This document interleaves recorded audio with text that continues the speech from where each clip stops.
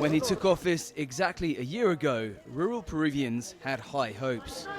They thought finally one of their own would govern the country. They hoped Pedro Castillo, a rural school teacher, could bring much-needed improvements in education and health after Peru's devastating pandemic. But Castillo has been unable to deliver on his election pledges. After a year in the presidency, Pedro Castillo's popularity is in tatters, and his leadership has been ridiculed by critics as not only chaotic, but also corrupt. Yet after 2 failed attempts to oust him from Peru's presidential palace, he's still the country's head of state. Many Peruvians did not expect Castillo, who had no previous experience in public office, to last his first year. From the outset, Castillo faced an opposition-led Congress that twice failed to get the votes to impeach him. His supporters say he should dissolve the chamber.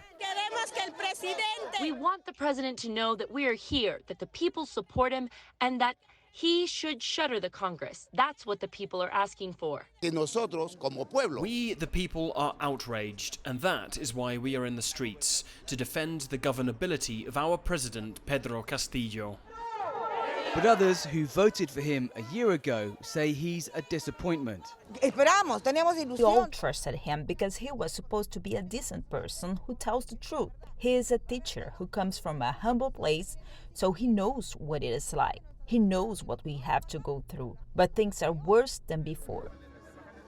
Castillo is also the first sitting president in the history of Peru to be investigated by prosecutors. He faces 5 investigations, including allegations of corruption and claims he plagiarized his master's thesis. Castillo spoke on Peruvian Independence Day and rejected the allegations. Even when my family is insulted on a daily basis and the majesty of the presidency of the Republic is offended, I submit myself to justice to clarify the crimes I'm being accused of out of respect for due process rather than trial by media.